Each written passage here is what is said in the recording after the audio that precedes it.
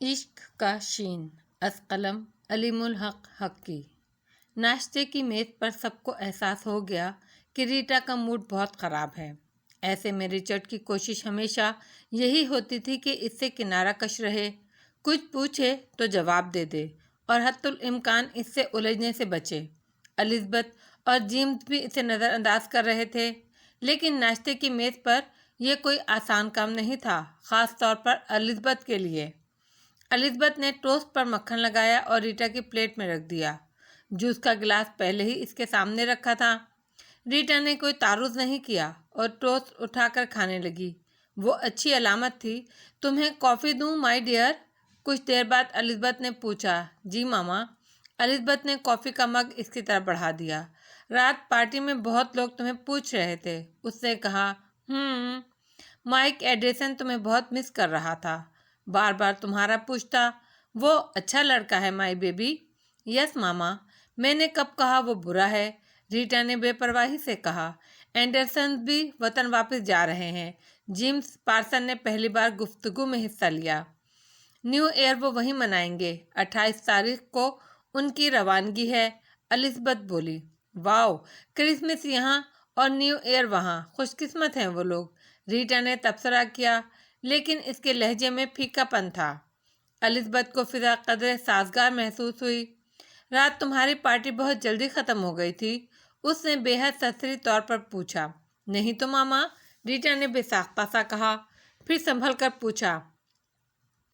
آپ لوگ کس وقت واپس آئے تھے؟ 2:30 بجے تھے، الزبتھ نے جواب دیا اور تائید طلب نظروں سے شوہر کو دیکھا۔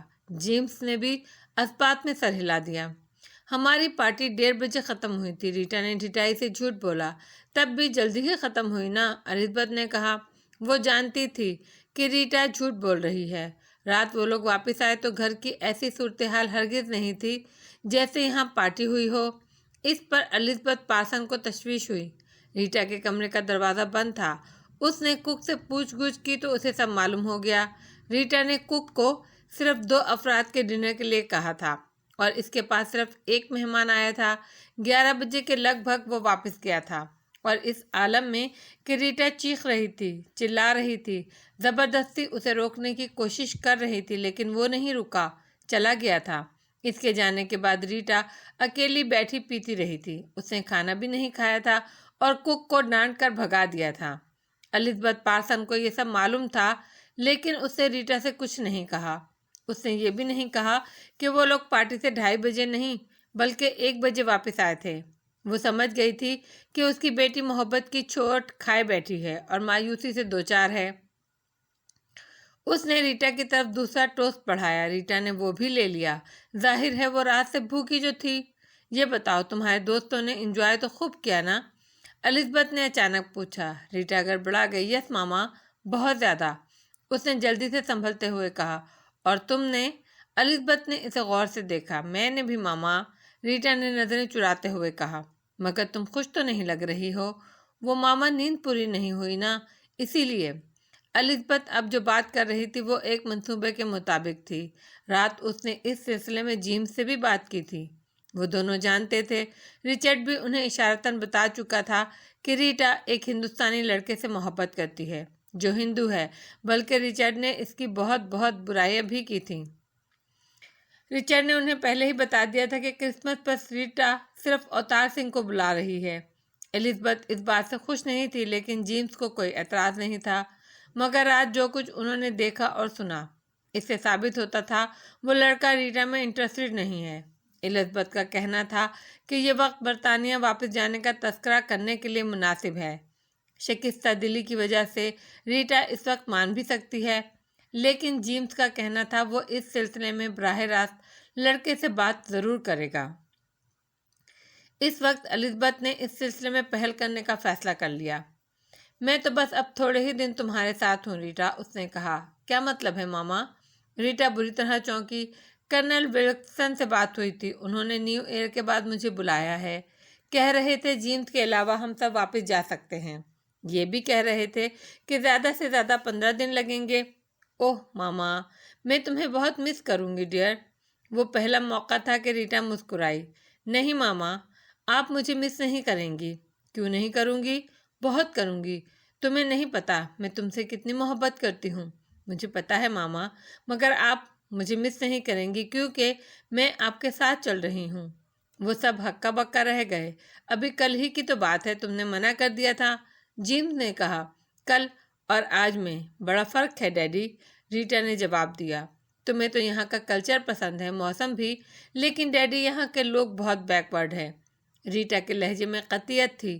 یہ کتنی ہی تعلیم حاصل کر لے، روشن خیال کبھی نہیں ہوں گے۔ ان کی قدامت پسندی کبھی ختم نہیں ہوگی۔ ریچرڈ مسکرا دیا۔ وہ بہن کی بات اور اس کے پس منظر کو اچھی طرح سمجھ سکتا تھا، لیکن جیمز پارسن سوچ رہا تھا کہ وہ کم از کم ایک بار اس لڑکے اوتار سنگھ سے ضرور ملے گا، کچھ نہیں تو صرف اپنے تجسس کی تسکین کے لیے۔ اوتار سنگھ شروع ہی سے سحر خیز تھا۔ اول تو وہ رات کو جلدی سوتا تھا، لیکن دیر سے سوئے تو بھی اس کی آنکھ صبح 5 بجے کھل جاتی تھی اور اسے صبح کا وقت اچھا بھی بہت لگتا تھا۔ اس وقت بھی وہ معمول کے مطابق اٹھ گیا، لیکن اس کی طبیعت بہت عجیب سی ہو رہی تھی۔ سر ایسا بوجھل اور بند سا لگ رہا تھا جیسے وہاں دماغ کی جگہ کوئی بھاری پتھر رکھا ہو۔ اس کے علاوہ یہ کہ وہ کچھ سوچنے سمجھنے کے قابل نہیں تھا، حالانکہ صبح اس کا دماغ ہمیشہ تر و تازہ اور روشن رو ہوتا تھا۔ وہ تو اسی وقت کچھ پڑھنے اور کچھ یاد کرنے کے لیے سب سے اچھا وقت قرار دیتا تھا۔ دوسرا احساس اسے یہ ہوا کہ اس کے منہ کا ذائقہ بہت کڑوا ہو رہا ہے۔ اس نے سوچا شاید یہ لعاب کی وجہ سے ہے، لیکن باتھ روم میں جا کر تھوکنے، دانت صاف کرنے اور کلیاں کرنے سے بھی کوئی فرق نہیں پڑا۔ منہ میں تھوک بار بار آ رہا تھا اور وہ بے حد کڑوا بھی تھا۔ تیسرا احساس اسے یہ ہوا اس کا جی متلا رہا ہے۔ وہ بار بار جھرجھری لیتا، ایسا لگتا کہ ابھی اسے قے ہو جائے گی، لیکن قے ہوئی نہیں۔ بہرحال اسے بری طرح گھبراہٹ ہونے لگی۔ یہ صبح اتنی مختلف کیوں ہے؟ اس نے گھبرا کر سوچا۔ کیا کوئی نئی بات ہوئی ہے؟ اگلے ہی لمحے اسے شدید ذہنی جھٹکا لگا۔ اسے رات کی باتیں دھندلی دھندلی یاد آئیں، ریٹا کے گھر جانا، شربت پینا، شربت کی کڑواہٹ اور اس کے سلسلے میں ریٹا کی وضاحت۔ وہ سب سوری یادیں تھیں، جیسے کوئی فلم بہت تیز چلائی جا رہی ہو اور وہ بھی ٹوٹ ٹوٹ کر، مگر بات اس کی سمجھ میں آ گئی۔ اس نے گھبرا کر سر جھٹکا۔ آگے جو کچھ تھا وہ فی الحال اسے دیکھنا نہیں چاہتا تھا۔ جتنی بات سمجھ میں آ گئی تھی فی الوقت اتنی ہی بہت تھی۔ اس کے منہ کی کڑواہٹ اور متلی کے احساس میں اور اضافہ ہو گیا، شاید اس لیے کہ یہ بات اس کی سمجھ میں آ گئی تھی کہ رات وہ نشے میں تھا۔ ریٹا نے اسے جو شربت پلایا تھا اس میں شاید شراب کی ملاوٹ تھی۔ منہ کی کڑواہٹ اور بڑھی تو وہ پریشان ہو گیا۔ اس نے رنجنا کو پکارا جو باورچی خانے میں ناشتہ تیار کر رہی تھی۔ رنجنا دوڑی دوڑی آئی۔ کیا حکم ہے میرے چھوٹے مالک؟ اس نے پوچھا۔ مجھے ایک پیالی میں بغیر دودھ اور چینی کیے تیز چائے لا کر دو۔ رنجنا نے حیرت سے اسے دیکھا، لیکن کچھ کہنے کی اسے ہمت نہیں ہوئی۔ اس کا دیکھنے کا انداز ایسا تھا جیسے اس سے سننے میں کچھ بھول ہو گئی ہو۔ اوتار سنگھ نے اس کی بے یقینی بھانپ لی۔ میری بات سمجھ گئی ہو نا؟ وہ دودھ اور چینی کے بغیر چائے کہاں ہوتی ہے چھوٹے مالک؟ بس ابلے ہوئے پانی میں زیادہ پتی ڈال کر پکاؤ اور وہ مجھے لا دو۔ رنجنا کی سمجھ میں تو کچھ نہیں آیا، لیکن وہ تامل کی عادی تھی۔ بہتر چھوٹے سرکار، یہ کہہ کر وہ چلی گئی۔ اوتار سنگھ بے سے ٹہلتا رہا۔ کڑواہٹ بڑھتی جا رہی تھی۔ نہ جانے کیسے اس کے دماغ میں یہ بات سما گئی کہ اس کڑواہٹ کو کڑواہٹ ہی ختم کر سکتی ہے، ورنہ اسے تو یہ بھی معلوم نہیں تھا کہ خمار کا تو توڑ بلیک کافی ہے، وہ بھی بغیر شکر کے۔ چند منٹ بعد رنجنا چائے لے آئی۔ اس نے کچھ چائے زیادہ ہی تیز بنا دی تھی۔ اوتار سنگھ نے چائے کا طویل گھونٹ لیا۔ چائے اسے زیادہ کڑوی نہیں لگی، شاید اس لیے کہ اس کا منہ زیادہ کڑوا ہو رہا تھا۔ چائے کے 3-4 گھونٹ لینے کے بعد اچانک اسے احساس ہوا کہ سر اور دماغ کا بوجھل پن دور ہو گیا ہے۔ یہی نہیں، دماغ پر جو دھند سی چھائی تھی وہ بھی چھٹ گئی تھی۔ اب اس کا جی نہیں متلا رہا تھا، بلکہ اسے بھوک لگ رہی تھی۔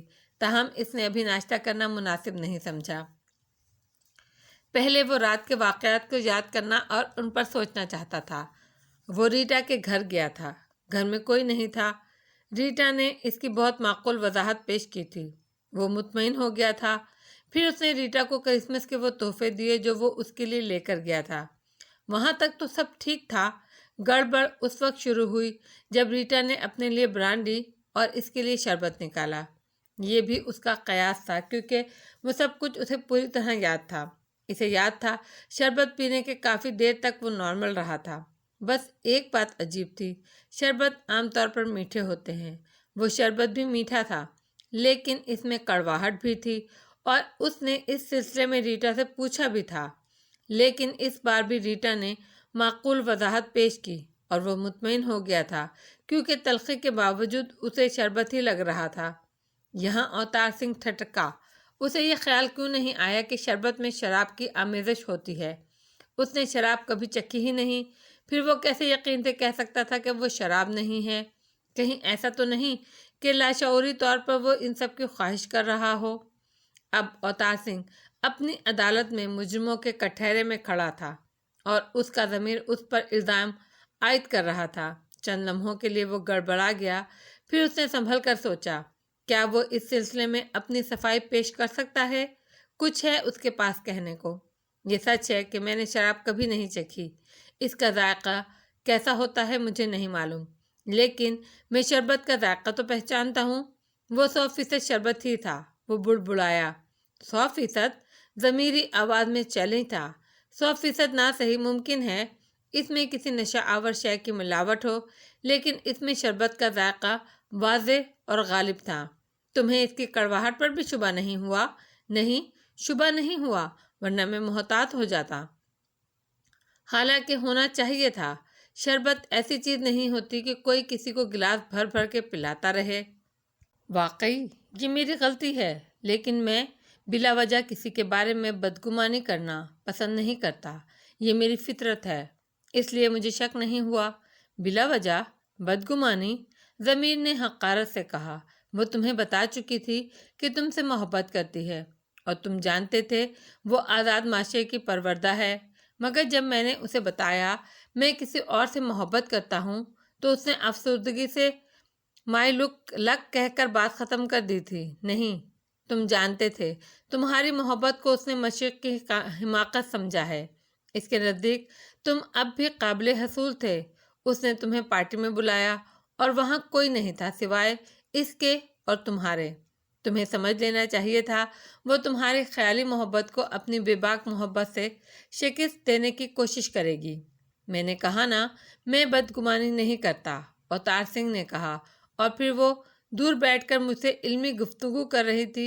शुबा करने का कोई जवाब ही नहीं था मेरे पास। कार्रवाई आगे बढ़ाई जाए। दिमागी जज की कुर्सी पर बैठा था। उसने रूलिंग दी। अवतार सिंह को याद था कि वो बहुत माकूलियत के साथ इल्मी गुफ्तगू कर रही थी। फिर इसने गुफ्तगू का रुख मोहब्बत की तरफ फेर दिया, मगर थी तो वो भी इल्मी गुफ्तगू। अब वो सब कुछ याद करते हुए उसे धुंधला सा ख्याल आ रहा था कि मोहब्बत से आसानी से आसमानी से रब्त बात की गई थी, तो वो बहुत पुरजोश हो गया था। और इस दौरान रीटा ने इसे जो मशरूब दिया था वो शरबत नहीं था, शायद खालिस शराब था, क्योंकि यही वो वक्त था कि इसे दिमाग पर धुंध सी छाती हुई महसूस हुई थी। इसके बाद जो कुछ हुआ वो फिर सूरी यादें थी, लेकिन इस बार उनमें रील टूट जाने की सी भी कैफियत नहीं थी, बल्कि तसलसल था। उसने रीटा से अपने ताल्लुक़ को दोस्ती कहा था और रीटा ने चैलेंज किया था कि अगर वो दोस्त हैं तो उन्हें एक दूसरे के साथ बैठना चाहिए। अब वो इसे इनकार करता तो रीटा कहती कि दरहकीकत वो इससे मोहब्बत करता है, मगर इससे बेखबर है। चुनाचा वो इसके साथ सोफे पर बैठने के लिए बढ़ा था। उस वक्त उसके कदमों में लड़खड़ाहट थी और वो यकीनन नशे में था, इसलिए उसने जानते बूझते शराब के कई जाम कबूल कर लिए थे। इसके बाद मुसलसल ऐसे मनाज़िर थे जिन्हें वो देखना नहीं चाहता था। उसने सख्ती से आंखें बंद कर लीं, मगर फिल्म बंद आंखों के सामने भी चलती रही। शर्मिंदगी और नदामत बूंद बूंद इसके वजूद में टपकती रही और देखते ही देखते ठाटे मारते समंदर में तब्दील हो गई। अब वो शर्मिंदगी से थर थर काँप रहा था। ये मैं कहाँ पहुँच गया था, कितनी पस्ती में गिर गया था मैं बच नहीं सकता था। मैं तबाह हो जाता अगर खुदा ने मुझे बचा ना लिया होता। हाँ, उसने मुझे बचा लिया, वरना मैं मोहब्बत का नाम जुबान पर लाने तक के काबिल नहीं रहता। वो सोच रहा था। محبت کا نام زبان پر لانے کے قابل تو تم اب بھی نہیں رہے ہو۔ ضمیر نے تلخ تبصرہ کیا۔ جو منظر اس کی نگاہوں کے سامنے پھر رہے تھے، انہیں دیکھ کر اس نے سر جھکا لیا۔ بات درست تھی، مگر وہ کیسا لمحہ تھا، اللہ کے حوالے میں کیسی تاثیر تھی کہ اس کا نشہ حرن ہو گیا تھا۔ وہ پوری طرح ہوش میں آ گیا تھا۔ اگر ریٹا نے اس لمحے بندے کی خدا سے محبت کا مضحکہ نہ اڑایا ہوتا تو وہ یقیناً ایسے گرتا کہ اٹھنا تو درکنار کبھی نظر بھی نہیں اٹھا پاتا۔ خدا کا نام سنتے ہی اسے ایسا لگا تھا کہ کسی نے اس پر ٹھنڈے پانی کی بالٹی انڈیل دی ہے۔ کیسا خوف طاری ہوا تھا اس پر خود کو ریٹا کے ساتھ اس حال میں دیکھ کر۔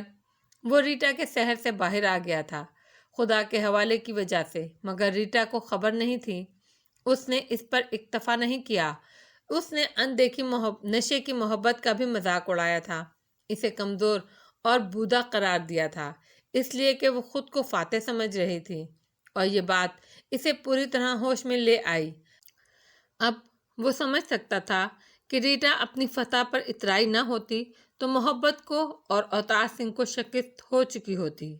وہ سب کچھ یاد کرنے اور سمجھنے کے بعد اوتار سنگھ بچوں کی طرح پھوٹ پھوٹ کر رو دیا۔ وہ رونے والا آدمی نہیں تھا، لیکن وہ ندامت کے آنسو تھے۔ اسے خود پر شرم آ رہی تھی۔ وہ کچھ سوچنے سمجھنے کے قابل نہیں تھا، بس اس کا جی چاہتا تھا کہ زمین پھٹے اور وہ اس میں سما جائے۔ دیر تک وہ روتا رہا، دنیا و مافیا سے بے خبر۔ پھر جیسے اندر کے سوتے خشک ہو گئے، آنسو بھی رک گئے، شاید اب اس کے اندر کچھ بچا ہی نہیں تھا۔ سینہ ایسے خالی خالی لگ رہا تھا جیسے کوئی عمارت کھنڈر میں تبدیل ہو گئی ہو۔ پھر اچانک ایک تبدیلی آئی، اللہ کا نام اس کے کھنڈر وجود میں گونجا اور اس کی زبان پر آیا۔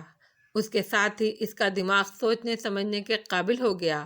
اس کی سمجھ میں آ گیا کہ اللہ نے اسے اور اس کی محبت کے تصور کو بچایا ہے۔ اسے اس پر اللہ سے معافی مانگنی چاہیے اور اس کا شکر ادا کرنا چاہیے کہ اس نے اسے بچا لیا۔ یہاں پہنچ کر وہ الجھ گیا، معافی مانگنا زیادہ اہم ہے یا شکر ادا کرنا، کیونکہ اس کے لیے تو دونوں ہی باتیں اہم تھیں۔ اسے تو یہ کرنا نہیں آتا تھا، البتہ شکر وہ زبان سے ادا کر سکتا تھا۔ وہ دیر تک شکر ادا کرتا رہا، معافی مانگنے کے خیال سے وہ پھر الجھنے لگا۔ بس وہ زبان ہی سے تو کہہ سکتا تھا کہ اے اللہ مجھے معاف کر دے، مگر یہ کہتے کہتے اسے لگا اس کے سینے میں پھر سمندر ٹھاٹے مارنے لگا ہے۔ آنسو اتنی تیزی سے امڑ کر آئے کہ وہ خود کو سنبھال بھی نہیں سکا۔ اب وہ پھر ننھے بچوں کی طرح بلک بلک کر رو رہا تھا، اور اس کے ساتھ ہی اچانک اسے احساس ہوا کہ وہ ناپاک ہو گیا ہے۔ روتے روتے بھی وہ کلمہ پڑھنے لگا، یہ سوچ کر کہ یہ کلمہ اس کی ناپاکی کو دور کر کے اسے پاک کر دے گا۔ پھر اسے احساس ہوا جیسے جیسے آنسو بہہ رہے ہیں اس کے سینے میں کوئی پتھر ہے جو ہلکا ہوتا جا رہا ہے، جیسے وہ اندر سے ڈھل رہا ہے، اور جب اس کے آنسو تھمے تو اسے یہ خوشگوار احساس ہوا کہ وہ اب ہلکا پھلکا ہو چکا ہے۔ اس نے تصور میں ان مناظر کو دیکھنا چاہا جن پر وہ شرمندہ تھا، مگر اب وہ بہت دھندلے تھے، نہ وہ خود کو واضح طور پر دیکھ پا رہا تھا نہ ریٹا کو، وہ تو بس دو ہیولے تھے۔ اس وقت نہ تو وہ توبہ کو سمجھتا تھا اور نہ توبہ قبول ہونے کی علامت کو۔ اسے نہیں معلوم تھا کہ توبہ اللہ قبول کر لے تو اپنی رحمت اور مغفرت سے بندے کے دل اور دماغ سے اس گناہ کی یاد بھی مٹا دیتا ہے جس پر اس نے توبہ کی ہو۔ اسے نہیں معلوم تھا کہ اللہ نے اس کی توبہ قبول فرما لی ہے۔ ہلکا ہونے کے بعد وہ ذہنی طور پر اس قابل ہو گیا کہ اس پورے معاملے کو عقل کی کسوٹی پر پرکھ کر تجزیہ کر سکے۔ اس نے سوچنا شروع کیا تو یہ بات سمجھنے میں اسے زیادہ دیر نہیں لگی کہ ریٹا نے کچھ بھی اضطرابی طور پر نہیں کیا تھا۔ اس نے پوری منصوبہ بندی کی تھی۔ اس نے بڑی احتیاط سے خوب سوچ سمجھ کر اس کے لیے جال بچھایا تھا، اور اس نے کہیں بھی جلد بازی سے کام نہیں لیا تھا۔ قدرتی بات تھی، اس کے بعد اسے ریٹا پر غصہ آیا۔ اسے ریٹا سے یہ امید نہیں تھی، مگر اگلے ہی لمحے یہ سوچنے کے بعد اس کا غصہ سرد ہو گیا، اسے اللہ نے بچا لیا تو شکایت کیسی؟ اور اس کی اپنی غلطیاں بھی تو تھیں جن سے وہ انکار نہیں کر سکتا تھا۔ اس نے چند باتیں زندگی بھر کے لیے سمجھ لیں اور ذہن نشین کر لیں۔ عورت اور مرد کے درمیان دوستی نہیں ہو سکتی۔ عورت سے ہمیشہ ہوشیار رہنا چاہیے۔ عورت مکر سے کام لینے پر آئے تو اس سے بچنا ممکن نہیں ہوتا۔ اللہ ہی بچائے تو بچائے۔ بہرحال اس کے دل میں ریٹا کے لیے جو برائی آئی تھی اس نے اسے جھٹک دیا۔ ریٹا نے جو کچھ کیا وہ اپنی بے لگام خواہشات سے مجبور ہو کر کیا۔ اس کے ہاتھ تو کچھ بھی نہیں آیا، بلکہ اب شاید وہ ہمیشہ اس سے شرمندہ ہی رہے گی۔ اس نے فیصلہ کیا کہ وہ اسے مزید شرمندہ نہیں کرے گا۔ چھوٹے مالک، ناشتہ لاؤں؟ رنجنا نے اسے چونکا دیا۔ ہاں، جلدی سے لے آؤ، اوتار سنگھ نے کہا۔ اسے بہت بھوک لگ رہی تھی۔ اور ہاں، میں آج شملہ جا رہا ہوں۔ ماسٹر جی کے پاس 4-5 دن بعد واپس آؤں گا۔ رنجنا خاموشی سے ناشتہ لانے کے لیے چلی گئی۔ وہ پہلا موقع تھا کہ اوتار سنگھ نے ماسٹر جی کے ساتھ سینیٹوریم میں مسلسل 5 روز گزارے۔ پہلا اور آخری موقع۔ اس نے ایک قریبی ہوٹل میں اپنے لیے ایک کمرہ لے لیا تھا۔ کمرہ تو وہ پہلے بھی لیتا تھا، مگر صرف ایک رات کے لیے۔ ہوٹل کے سبھی لوگ اسے پہچانتے تھے، حالانکہ ہوٹل میں صرف نہانے دھونے، کھانا کھانے اور ناشتہ کرنے اور رات کو سونے کے سوا وہ رکا نہیں تھا۔ اس بار مجھے 31 تاریخ تک کمرہ چاہیے ہوگا، اس نے استقبالیہ کلرک سے کہا۔ جب تک دل چاہے رہیں صاحب، آج کا سیزن تو ہے نہیں، کمرہ بھی آپ کو اچھے والا دوں گا۔ ماسٹر جی کو پتہ چلا کہ وہ 5 دن رکنے کے ارادے سے آیا ہے تو ان کی خوشی کی کوئی حد نہیں تھی۔ انہوں نے بڑی ممنونیت سے اسے دیکھا۔ تم میرے کسی اچھے کرم کا پھل ہو اوتار سنگھ، حالانکہ میں نے زندگی میں شاید ہی کوئی اچھا کام کیا ہو۔ یہ تو اچھے لوگوں کی پہچان ہوتی ہے ماسٹر جی کہ انہیں اپنا کوئی اچھا کام یاد ہی نہیں رہتا، اوتار سنگھ نے کہا۔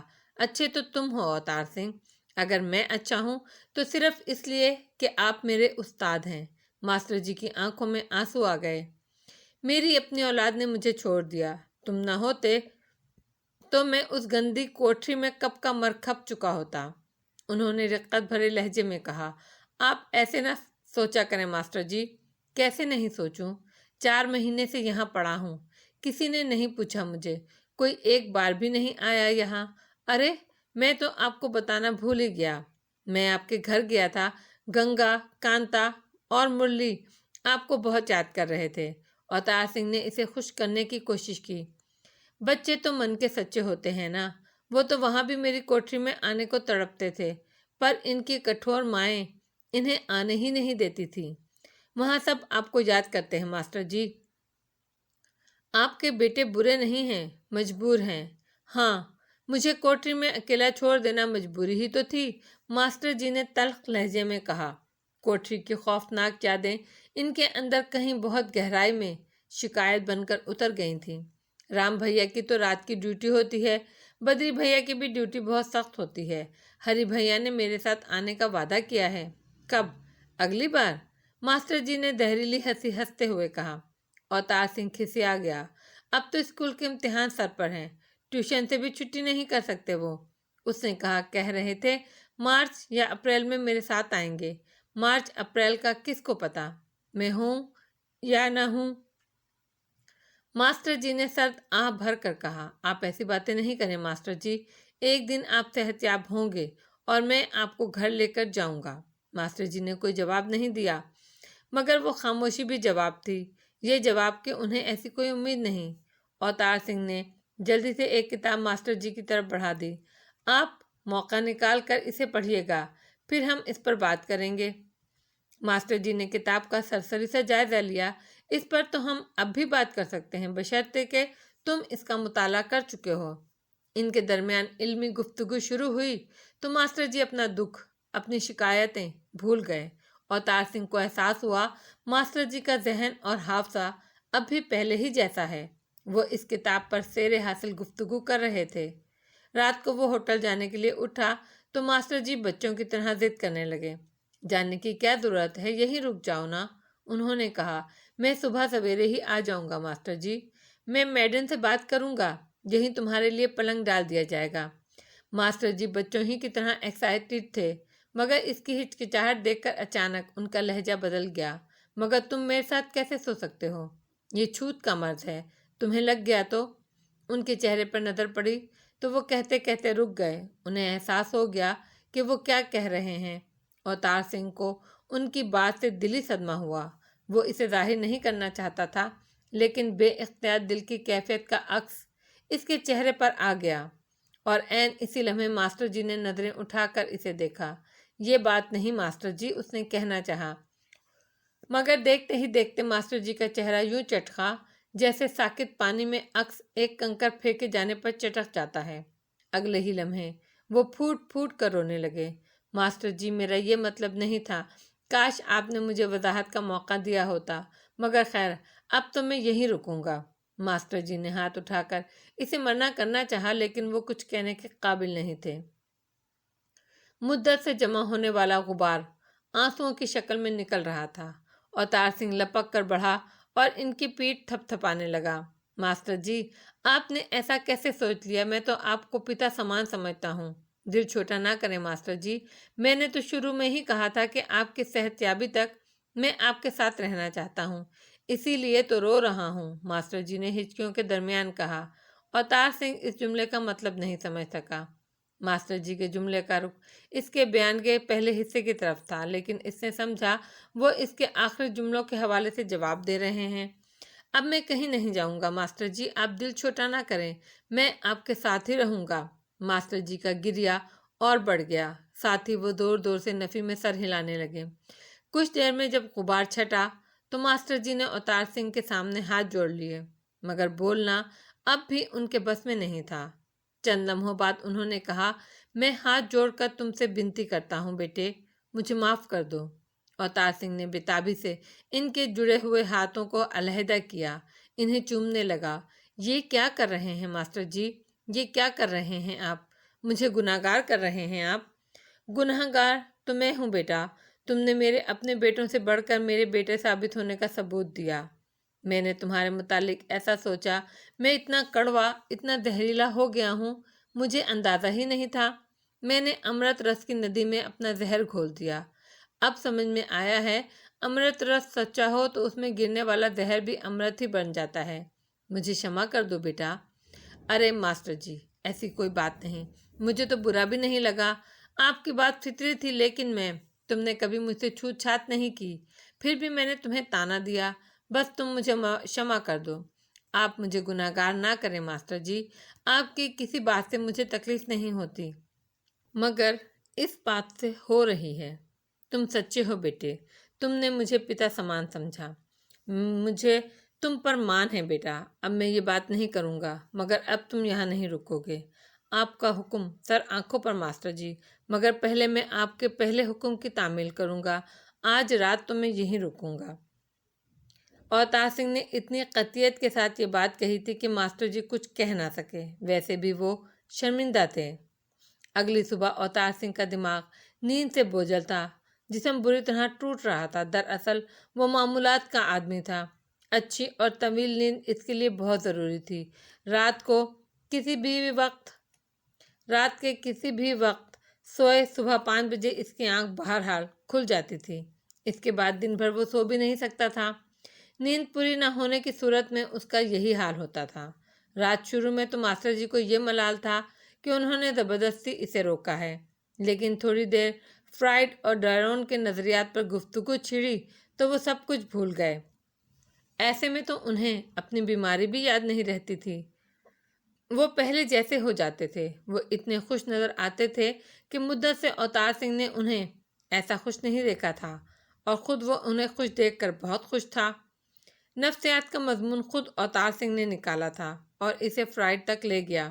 ماسٹر جی تو حیران تھے کہ وہ فرائڈ کے نظریات پر گفتگو کر رہا ہے۔ دیکھو بیٹے، مرد اور عورت کے درمیان جنسی کشش ایک کائناتی حقیقت ہے، ماسٹر جی نے کہا۔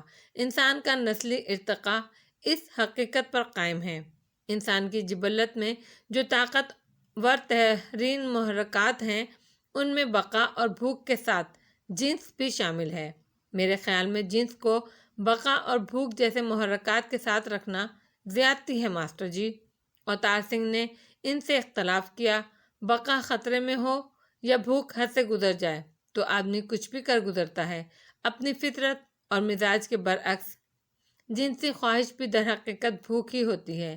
ان محرکات کو طاقتور ترین اس لیے کہا جاتا ہے کہ ان کے زیر اثر انسان جانور بن جاتا ہے، درندگی پر اتر آتا ہے، کسی کی پرواہ نہیں کرتا، کچھ نہیں دیکھتا۔ جنس کا تعلق مختلف ہوتا ہے ماسٹر جی۔ اگر آدمی میں تہذیب ہو تو وہ اس معاملے میں خود کو مذہبی اور معاشرتی اقتدار کا پابند رکھتا ہے۔ تہذیب کو یہیں تک محدود کیوں کرتے ہو بیٹے؟ یہ طاقتور ترین محرکات اصل میں انسان کی روحانی آزمائش ہوتے ہیں۔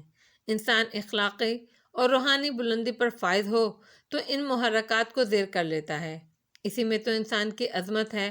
بھوک سے تڑپتی ہوئی ماں روٹی کا ایک ٹکڑا مل جانے پر اسے خود نہیں کھاتی، اپنے کم بھوکے کے بچے کو کھلا دیتی ہے۔ یہ تو چھوٹی بات ہے، لوگ اپنے حصے کی روٹی کسی اور بھوکے کو بھی دے دیتے ہیں۔ بقا کا معاملہ اور سخت ہے، لیکن ایسی مثالیں موجود ہیں کہ انسان نے مارنے پر مرنے کو ترجیح دی، خود کسی کا خون بہانے کے بجائے قتل ہو جانا گوارا کر لیا۔ انسان میں بڑا تنوع ہے، ایک طرف وہ آکاش سے بلند ہے تو دوسری طرف پاتال سے بھی پست۔ فیصلہ اس پر ہوتا ہے کہ کس نے اپنے نفس کو کس حد تک فتح کیا ہے۔ ماسٹر جی کی بات معقول تھی، لیکن اوتار سنگھ کا دماغ جنسی خواہش کو اتنا طاقتور محرک ماننے کو تیار نہیں تھا۔ اس نے کہا، لیکن ماسٹر جی، جنسی خواہش پر قابو پانا اتنا مشکل نہیں، تمہیں اس کا تجربہ بھی تو نہیں ہے بیٹا۔ اب اوتار سنگھ ماسٹر جی کو کیسے بتاتا کہ وہ قدم اکھاڑ دینے والے مود اور طوفان کا سامنا کر کے آ رہا ہے۔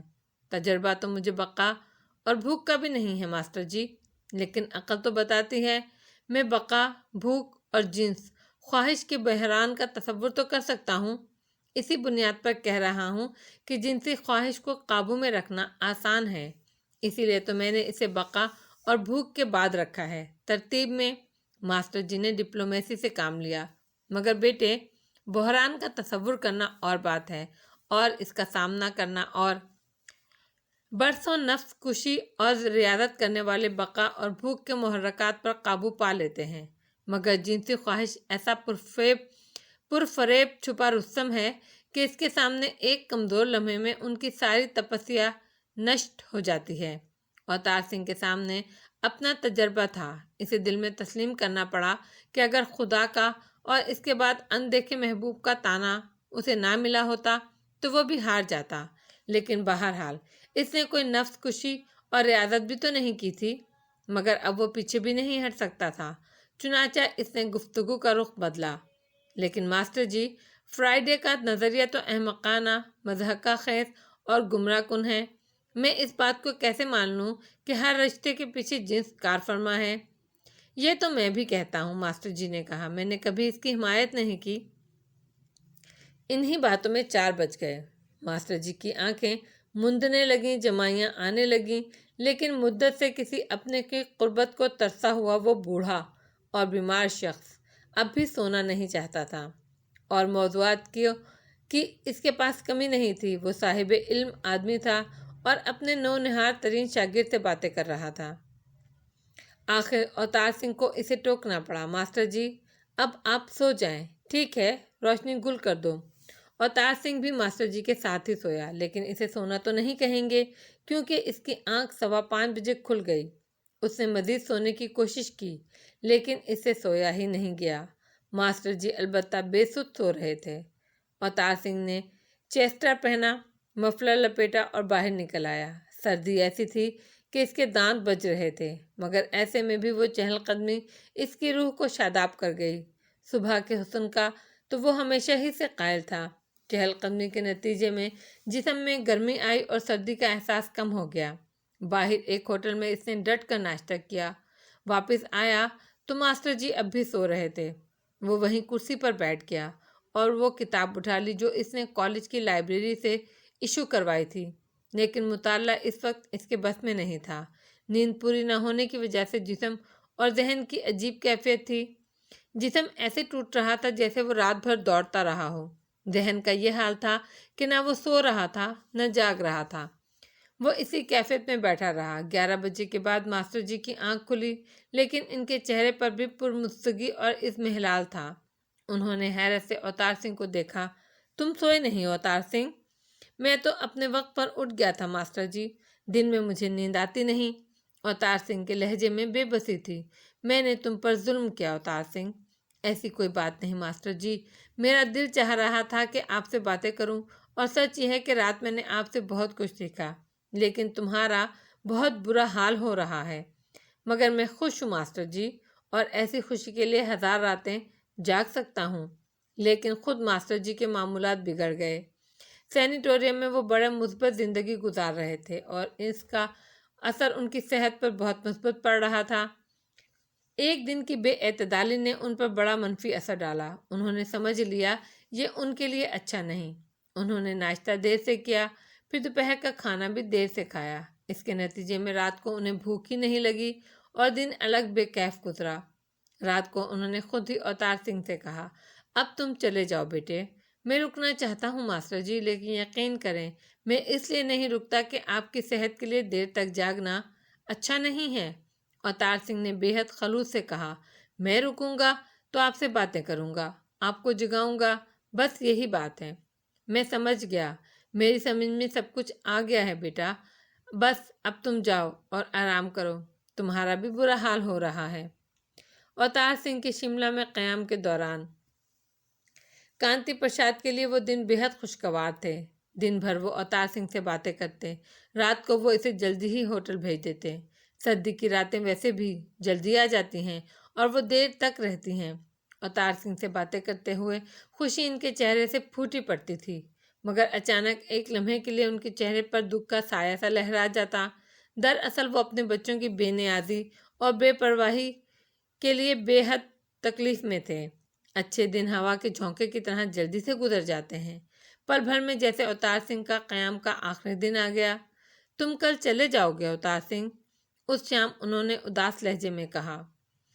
ضروری نہیں ہے ماسٹر جی، اوتار سنگھ نے انہیں بہت غور سے دیکھتے ہوئے کہا۔ وہ اس کی کیفیت سمجھ رہا تھا۔ کل نہیں تو پرسوں ہو جاؤ گے، جانا تو ہے نا؟ میں یہی تو کہہ رہا ہوں ماسٹر جی کہ ضروری نہیں ہے۔ میں نے پہلے بھی کہا تھا اور اب بھی کہہ رہا ہوں، میں آپ کے پاس ہی رہوں گا آپ کی صحت یابی تک، اور پھر آپ کو لے کر ہی گھر جاؤں گا۔ ماسٹر جی تڑپ کر اٹھ بیٹھے۔ یہ کبھی نہیں ہو سکتا۔ کیوں نہیں ہو سکتا ماسٹر جی؟ میں جانتا ہوں میں یہاں سے زندہ واپس نہیں جاؤں گا۔ آپ ایسی باتیں نہ کریں ماسٹر جی، امید سے ہی تو سب کچھ ہوتا ہے۔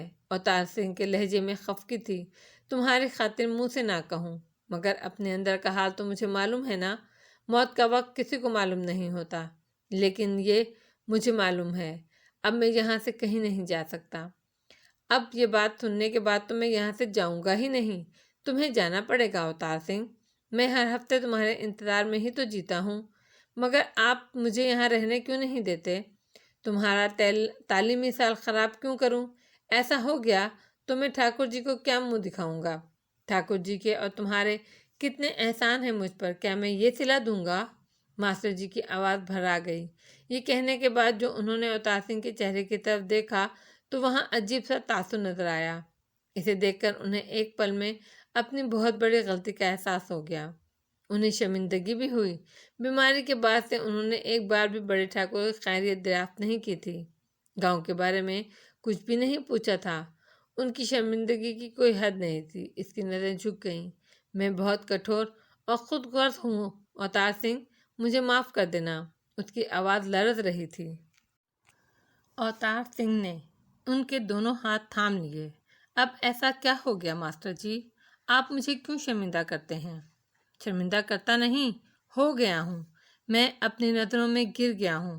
اپنی بیماری اور اپنی پریشانی میں ایسا الجھا، مجھے کسی اور کی پرواہ ہی نہیں رہی۔ میں نے ایک بار بھی ٹھاکر جی کی خیریت نہیں پوچھی۔ اوتار سنگھ نے کوئی جواب نہیں دیا۔ اب وہ ان کے دونوں ہاتھ سہلا رہا تھا۔ کیسے ہیں ٹھاکر جی؟ اب تو بس میرے پاس آپ ہی ہیں ماسٹر جی۔ ماسٹر جی بیٹھے کے بیٹھے رہ گئے۔ ان کا سر یوں جھکا ہوا تھا کہ تھوڑی سینے سے لگ گئی تھی، اور وہ چپکے چپکے رو رہے تھے۔ ان کے آنسو بہے جا رہے تھے۔ ان کے جسم میں لرزش نہ ہوتی تو اوتار سنگھ کو پتہ بھی نہیں چلتا کہ وہ رو رہے ہیں۔ اس نے ماسٹر جی کو لپٹا لیا۔ ان کی پیٹھ تھپکنے لگا۔ آپ روئیں نہیں ماسٹر جی، ہر زندگی کا انجام تو یہی ہے، لیکن ماسٹر جی نے اس کی بات نہیں سنی۔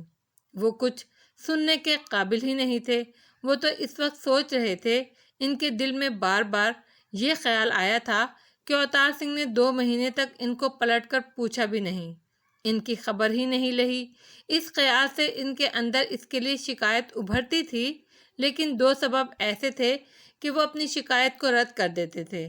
ایک تو یہ کہ 2 ماہ کی غفلت اپنی جگہ، لیکن 2 ماہ بعد اسی اوتار سنگھ نے ان کو ذلت بھری زندگی اور درماندگی کا مداوع کر کے سکون دیا، ان پر اتنی عنایت کی تھی کہ اپنی غفلت کی تلافی کر دی تھی۔ اور دوسرا یہ کہ وہ اس غفلت کے باوجود ان کی اپنی اولاد سے کروڑ درجہ بہتر تھا، لیکن ان کی شکایت ایسی تھی کہ ختم نہیں ہوتی تھی، اندر دب جاتی تھی۔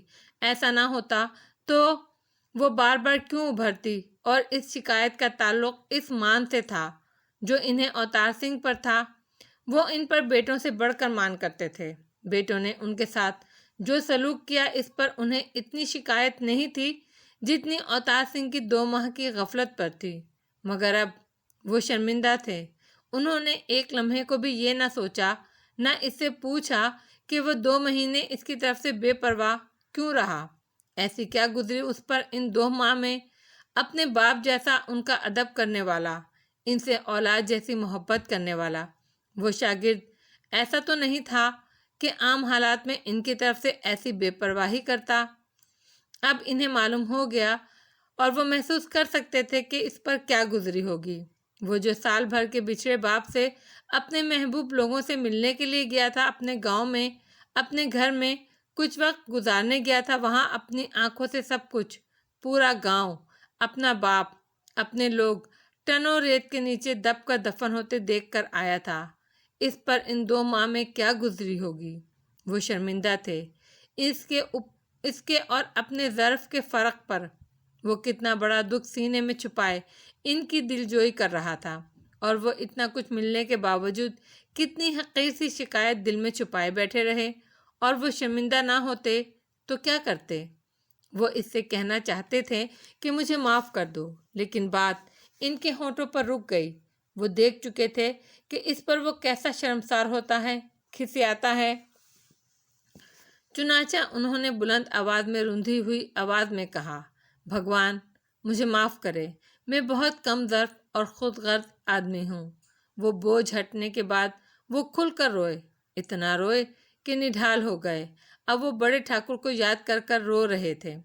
اگلی صبح اوتار سنگھ ان سے رخصت ہونے کے لیے آیا تو اس نے ہنس کر کہا، اس بار تو میں صرف 3 دن بعد واپس آ جاؤں گا۔ ماسٹر جی نے بے دھیانی سے کہا۔ وہ کسی اور سوچ میں تھے۔ اوتار سنگھ بیٹے، میں تم پر ایک بہت بڑا بوجھ ڈالنا چاہتا ہوں۔ اوتار سنگھ ہمہ متوجہ ہو گیا۔ حکم کریں ماسٹر جی، تم نے میرے لیے بہت کچھ کیا ہے، بلکہ سب کچھ کیا ہے، ایک بیٹے کی طرح، تو بیٹے ہی کی طرح میرا ایک آخری کام بھی کر دینا۔ آپ حکم تو کریں ماسٹر جی، میں مر جاؤں تو میری چتا یہیں جلانا، اور میری چتا کو آگ تم ہی دینا۔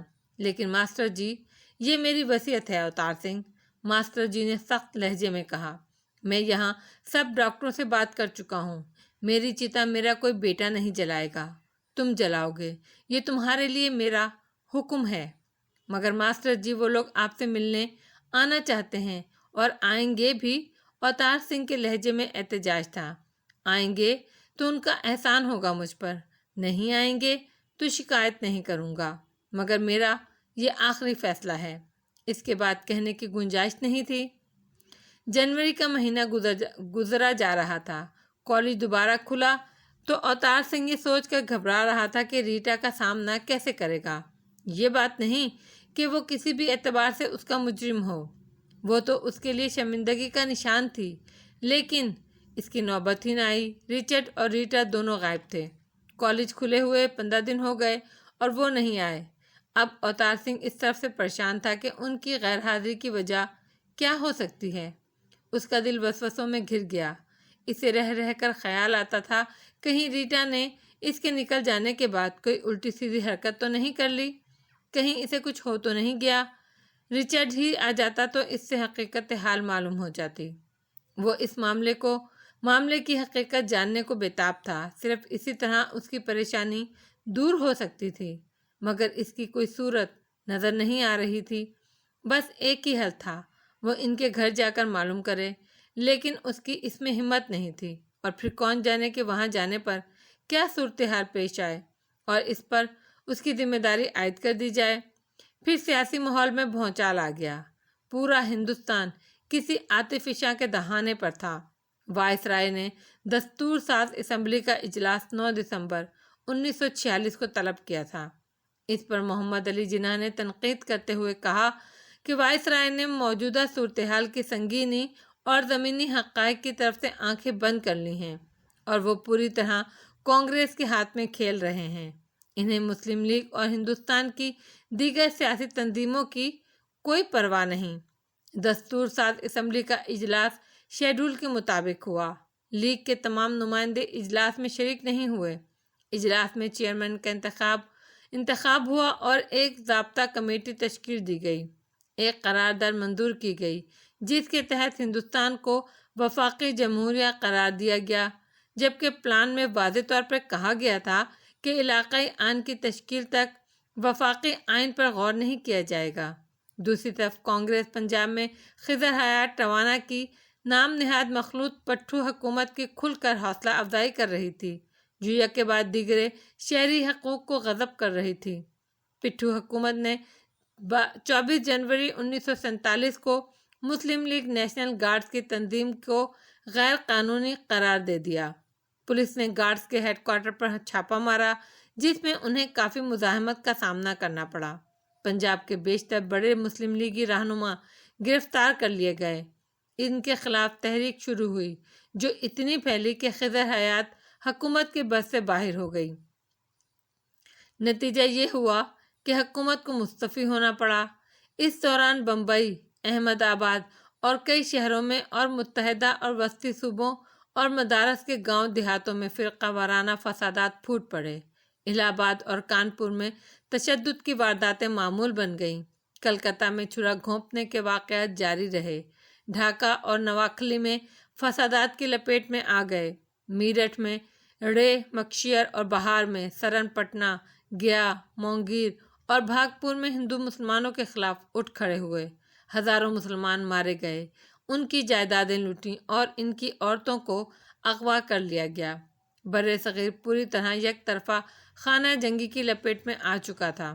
ان حالات میں برطانیہ کے وزیر اعظم ایلیٹی نے 22 فروری کو بیان دیتے ہوئے کہا کہ ہندوستان کا اقتدار جون 1948 سے پہلے ذمہ دار ہندوستانیوں کے سپرد کر دیا جائے گا۔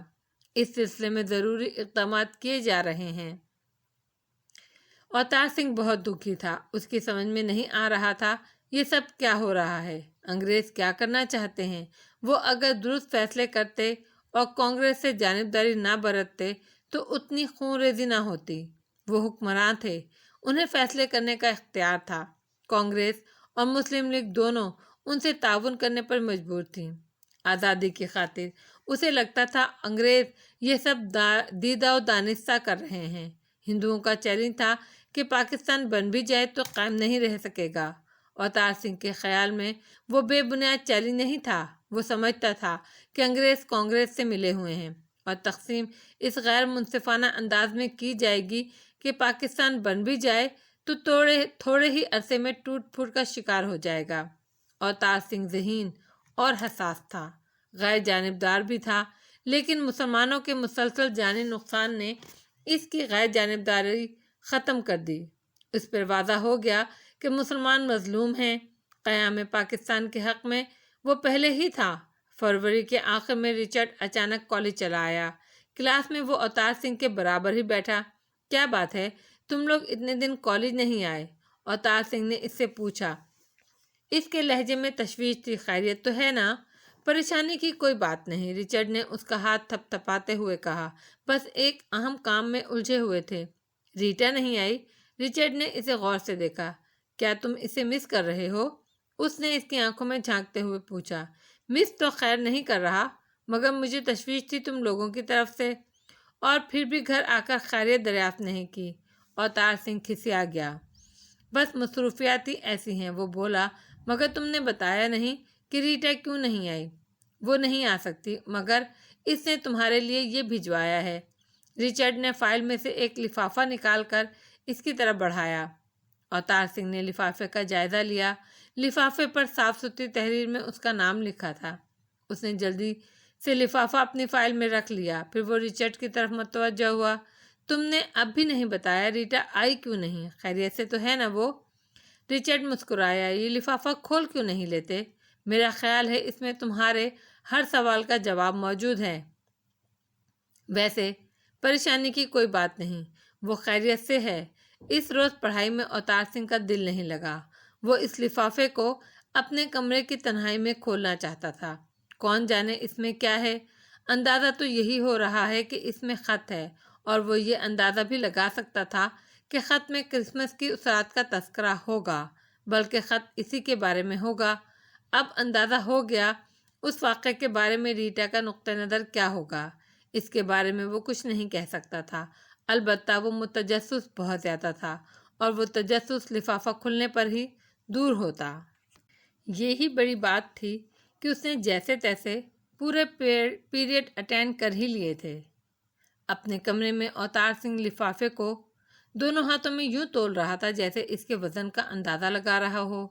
اب وہ یقین سے کہہ سکتا تھا کہ لفافے میں بس ایک خط ہے۔ تجسس اسے خط کھولنے پر مجبور کر رہا تھا، اور خط کھولتے ہوئے وہ ڈر بھی رہا تھا، یہ سوچ کر کہ اس میں الزام تراشیاں ہوں گی، شکایتیں ہوں گی، اور ایسی کہ وہ ان کا جواب بھی نہیں دے سکے گا۔ مگر خط تو بہرحال اسے کھولنا تھا۔ دل کڑا کر کے اس نے لفافہ چاک کیا اور خط نکال لیا۔ دھڑکتے دل سے اس نے خط کی تہیں کھولی اور اسے پڑھنے لگا۔ پیارے دوست، سدا خوش رہو۔ جس وقت تم یہ خط پڑھ رہے ہوگے میں یہاں سے بہت دور جا چکی ہوں گی۔ دراصل جو کچھ ہوا، بلکہ یہ کہنا چاہیے کہ میں نے جو کچھ کیا، اس کے بعد مجھ میں تمہارا سامنا کرنے کی ہمت نہیں ہے۔ سامنا کرنا تو بڑی دور کی بات ہے، میں اس پر معذرت بھی نہیں کر سکتی، شرمندگی کا اظہار بھی نہیں کر سکتی۔ یہ خط بھی صرف اس لیے لکھ رہی ہوں کہ تمہیں اپنے بارے میں سب کچھ پوری سچائی کے ساتھ بتا دوں، شاید اس کے بعد تم مجھے معاف کر سکو۔ میں ہندوستان میں ہی پیدا ہوئی اور پلی بڑھی، بہت چھوٹی سی تھی تبھی سے ہندوستانی لوگوں میں، ان کے کلچر میں، ان کی زبان میں دلچسپی لیتی تھی۔ یہاں کے ڈریس مجھے بہت اچھے لگتے تھے، یہاں رنگ ہی رنگ تھے، میں یہاں کے رنگوں میں رنگنا چاہتی تھی۔ میں نے تعلیم کے لیے انگلینڈ جانے سے انکار کر دیا، میں تو یہاں کی زبان سیکھنا چاہتی تھی، مجھے کانوینٹ بھیج دیا گیا۔ ان سب کا نتیجہ یہ نکلا میں کہیں کی نہ رہی۔ سچ پوچھو تو میرا اپنا کوئی کلچر نہیں، نہ میں انگریز ہوں نہ ہندوستانی، آدھی ادھر آدھی ادھر۔ کانوینٹ میں ہندوستانی لڑکیاں بھی تھیں، میں نے انگریز لڑکیوں کے مقابلے میں دوستی کے لیے انہیں ترجیح دی۔ تب میری سمجھ میں پہلی بار آیا کہ ہندوستانی لوگ بہت رومانٹک ہوتے ہیں۔ بے حد تخیلیاتی ہندوستانی لڑکیاں اپنے خوابوں کے شہزادے کا انتظار کرتی ہیں۔ ان کی محبت کی بنیاد پاکیزگی ہوتی ہے، ان کا انداز ایسا ہوتا ہے جیسے محبت بھی کوئی مذہب ہے۔ کانوینٹ میں پڑھنے والی بے حد ماڈرن لڑکیوں کو بھی میں نے محبت کے معاملے میں قدامت پرست ہی پایا۔ مجھے یہ سب بہت اچھا لگا۔ میں شاید پیدائشی طور پر رومان پسند تھی اور تخیلیاتی بھی۔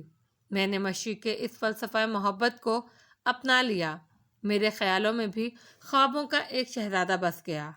کانوینٹ میں کوئی بھی ایسا نہیں تھا جو میرے خوابوں کا وہ شہزادہ ہو۔ میں اس کا انتظار کرتی رہی۔ جب تمہیں دیکھا تو میں نے پہلی نظر میں جان لیا وہ تم ہو۔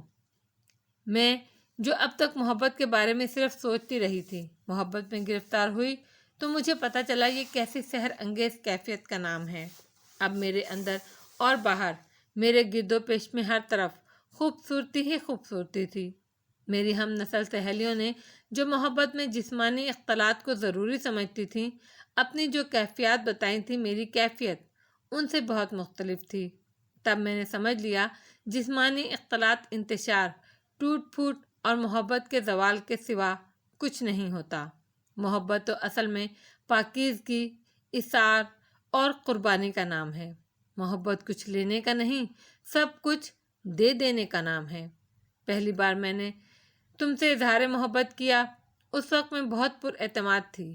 میرے خیال میں مجھ میں کوئی کمی نہیں تھی، میں خوبصورت تھی، نسلی اعتبار سے برتر تھی، لیکن تم نے بتایا کہ تم پہلے ہی کسی سے محبت کرتے ہو، ایک ایسی لڑکی سے جس کی تم نے صرف آواز سنی ہے، کبھی دیکھا تک نہیں ہے۔ میرا پہلا رد عمل بے حد مہذبانہ تھا۔ میں نے سوچا میرا نصیب محبت میں زبردستی نہیں ہوتی، وہ تو خود بخود ہو جاتی ہے، لیکن بعد میں گڑبڑ ہو گئی۔ شاید مشرقی انداز میں سوچنے کے باوجود میں اپنی بنیاد میں مغرب کی لڑکی تھی۔ مجھے اپنے حسن پر بہت غرور تھا۔ شاید محبت کی عظمت کو سمجھنے کے لیے میرے پاس وہ عظمت نہیں تھی، اس کے بنیادی فلسفے پر یقین نہیں تھا۔ تمہارے انکار نے میری انا کو ٹھیس پہنچائی، اور اس کے زیر اثر میں نے تمہارے حصول کو ایک آسان چیلنج سمجھ کر قبول کیا۔ میں یہ بھول گئی کہ انا سر اٹھا لے تو محبت کہیں پیچھے رہ جاتی ہے۔ محبت میں انا کی کوئی گنجائش ہی نہیں۔ تو میری انا نے مجھے یہ سمجھایا کہ جسم ایک ناقابل تردید حقیقت ہے، جبکہ آواز محض ایک گمان ہے۔ اس آواز والی کو تم دیکھو اور وہ کوئی بدصورت لڑکی ہو تو تمہاری محبت پانی کے بلبلے کی طرح ختم ہو جائے گی، اور اگر وہ خوبصورت بھی ہو تو مجھ سے زیادہ خوبصورت نہیں ہوگی، اور ہو بھی تو وہ تو اوجھل ہے، جبکہ میں تمہارے سامنے تمہارے قریب ہوں۔ میں اگر منصوبہ بندی کر کے کوشش کروں تو تم میرے شہر سے نکل نہیں سکتے۔ مجھے اعتراف ہے میری انا نے مجھے بہت پست کر دیا، گھٹیا بنا دیا، اور میں بن گئی۔ میں نے وہ گھٹیا منصوبہ بنایا، میں نے تمہارے لیے وہ ملاوٹ شدہ مشروب تیار کروایا، اور پھر میں نے تمہیں بے خیالی میں شراب بھی پلا دی۔ اس سے اندازہ لگا لو تمہیں کردار کے اعتبار سے میں کتنا بڑا آدمی سمجھتی ہوں، بڑا اور ناقابل تسخیر۔ اور آج میں اپنے اس عمل پر، اس سازش پر اتنی شرمندہ ہوں کہ خود کو معافی کے قابل بھی نہیں سمجھتی۔ تم میرے چاند تھے، میں نے تمہیں داغدار کرنے کی کوشش کی، خدا کا شکر ہے تم داغ سے محفوظ رہے۔ اب تم چاہے مجھے معاف کر دو، مگر میں اپنے اس گھٹیا پن پر خود کو کبھی معاف نہیں کروں گی۔ اوتار سنگھ، یہ پورا خط سچا ہے، اس میں کہیں کچھ جھوٹ نہیں۔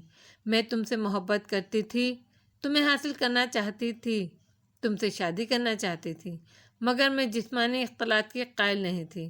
جو کچھ ہوا صرف تمہیں پانے کی ایک اندھی خواہش میں ہوا۔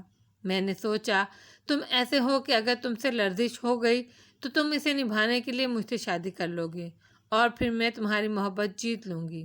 میں اپنی سازش میں کامیاب ہو جاتی، مگر میں نے پہلے خدا کی محبت اور اس کے بعد آواز والی اندیکھی لڑکی کی محبت کا طعنہ دے کر اپنا کھیل خراب کر لیا۔ میں اس پر خدا کا شکر ادا کرتی ہوں، کیونکہ اسی وجہ سے تم اپنی نظروں میں گرنے سے بچ گئے، ورنہ میں زندگی بھر اس پر ملول رہتی۔ دوسری بات یہ کہ اس طعنے ہی کی وجہ سے مجھ پر حقیقی محبت کی عظمت کھلی۔ تم نشیوں میں دھت تھے، لیکن تمہاری وہ دونوں طعنے تمہیں ہوش میں لے آئے، تم سنبھل گئے، پستی میں گرنے سے بچ گئے۔ میرا کیا ہے، میں تو تھی ہی پست، تمہاری وجہ سے میں بھی بچ گئی۔ میں تمہاری شکر گزار ہوں۔ یہ اعتراف نامہ میں نے اپنے دل کا بوجھ ہلکا کرنے کے لیے پوری سچائی سے لکھا ہے۔ یہ میرا تم سے آخری رابطہ ہے۔ ایک بات اب تک کسی کو نہیں بتائی، صرف تمہیں بتا رہی ہوں۔ میرے اس گناہ نے میری روح کو بہت بوجھل کر دیا ہے، میں اس کا کفارہ ادا کروں گی۔ میں نے فیصلہ کر لیا ہے کہ زندگی کی تمام خوشیوں اور لذتوں سے ناطہ توڑ کر لوگوں کے دکھوں اور ان کی پریشانیوں کو اپناؤں گی۔ میں چرچ جوائن کر کے راہبہ بن جاؤں گی، زندگی بھر خدا سے اپنے لیے معافی اور تمہارے لیے سچی خوشیاں، بلند مقام اور بلند مرتبہ مانگتی رہوں گی۔ آخر میں ایک التجا کرتی ہوں، جو کچھ اس رات ہوا اس میں تمہارا ذرہ برابر قصور نہیں تھا۔ تم کبھی اس کے بارے میں شرمندہ ہو یا خود کو مجرم سمجھو تو اس سے میرے گناہوں کے بوجھ میں اضافہ ہوگا، کیونکہ سازش میں نے کی تھی، قصوروار بھی میں تھی۔ اگر ایک دوست کی حیثیت سے تمہیں میرا ذرہ برابر خیال ہے تو خود کو مجرم کبھی نہ سمجھنا، بلکہ تم خدا سے میرے لیے دعا کرنا کہ وہ مجھے معاف کر دے، اور کاش تم بھی مجھے معاف کر دو۔ خدا ہمیشہ تم پر کرم فرمائے۔ خدا حافظ۔ تمہاری گنہگار دوست ریٹا پارسن۔